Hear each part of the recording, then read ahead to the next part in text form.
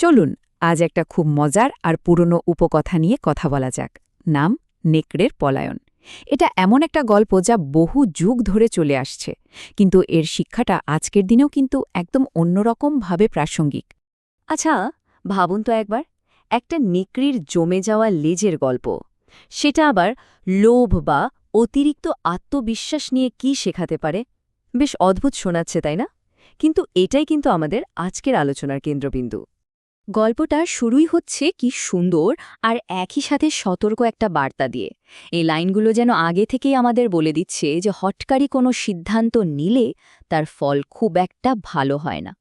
তো গল্পের শুরুতেই আমরা ঢুকে পড়ছি একেবারে ঘটনার কেন্দ্রে, নেকড়ের সেই বরফ শীতল বিপদের মধ্যে।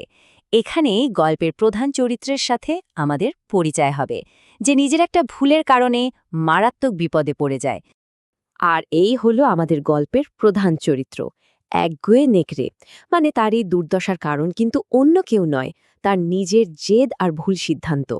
এক ধূর্ত শিয়ালের কথা শুনে এমন এক ফাঁদে পা দেয় যা থেকে বের হওয়া প্রায় অসম্ভব।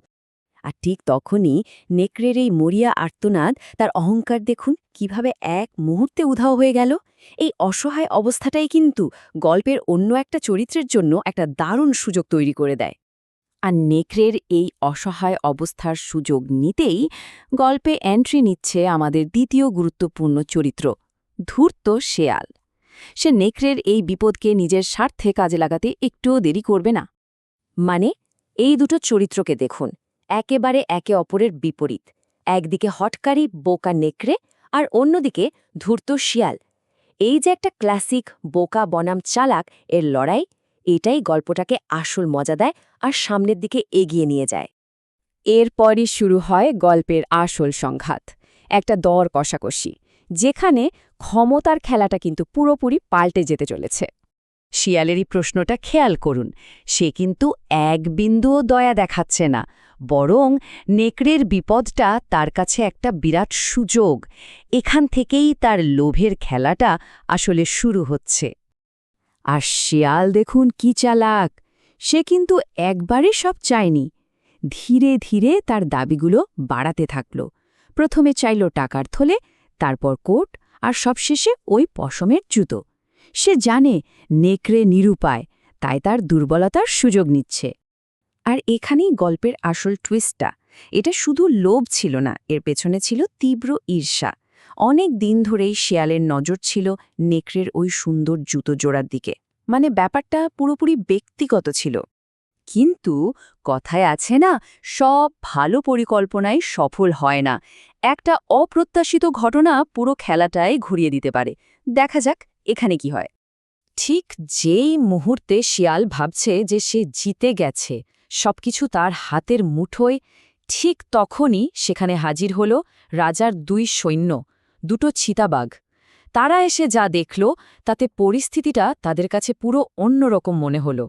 শিয়াল তো যা চেয়েছিল সব পেয়ে গেল, তাই তো? নাকি গল্পে এখনও কিছু বাকি আছে? তার এই পাওয়াটাই কি আসলে তার হারের শুরু? আর এখানে আমরা শিয়ালের আসল ভয়ঙ্কর পরিকল্পনাটা জানতে পারি। তার লক্ষ্য শুধু ওই জুতো বা কোট ছিল না, সে আসলে জমে যাওয়া অসহায় নেকড়েটাকে খেয়ে ফেলতে চেয়েছিল। কিন্তু সৈন্যদের আসার ফলে তার সব পরিকল্পনা ভেস্তে গেল, আর তাকে সব ফেলে রেখে পালাতে হলো। তো এই পুরো ঘটনা থেকে আমরা কি শিখলাম? চলুন গল্পের একদম শেষ পর্বে এর মূল শিক্ষাটা নিয়ে কথা বলা যাক। গল্পটা শেষ হচ্ছে একটা খুব পরিচিত আর শক্তিশালী প্রবাদ দিয়ে। এর মানে হল, কোনো কিছু নিশ্চিতভাবে পাওয়ার আগেই সেটা নিয়ে বড় বড় পরিকল্পনা করাটা বোকামি ছাড়া আর কিছুই নয়। মানে সহজ কথায় বলতে গেলে, কোনো কিছু হাতে পাওয়ার আগেই সেটা নিয়ে উৎসব শুরু করে দেওয়া। শেয়ালের অবস্থাটা ঠিক তেমনই হয়েছিল, তাই না? সে সব কিছু পেয়ে গেছে ভেবে পরিকল্পনা করছিল, কিন্তু শেষ পর্যন্ত কিছুই পেল না। তাহলে চলুন এক নজরে দেখে নিই এই গল্পটা আমাদের কি কি শেখালো। প্রথমত, লোভের পরিণাম কতটা ভয়ঙ্কর হতে পারে। দ্বিতীয়ত, অতিরিক্ত আত্মবিশ্বাস কিভাবে বিপদ ডেকে আনে। আর সবশেষে, ঈর্ষা কিভাবে আমাদের বিচার বুদ্ধি নষ্ট করে দেয়। শিয়ালের ব্যর্থতা এই চিরন্তন সত্যগুলোকেই আমাদের চোখের সামনে তুলে ধরে। শেষ করার আগে একটা প্রশ্ন রেখে যাই, আমাদের জীবনেও তো এমন অনেকবার হয়, তাই না? যখন একটা নিখুঁত পরিকল্পনা হঠাৎ আসা একটা ছোট্ট অপ্রত্যাশিত ঘটনার জন্য পুরোপুরি ভেসে যায়। এটা নিয়ে একটু ভাবা যেতে পারে। আজ এ পর্যন্তই।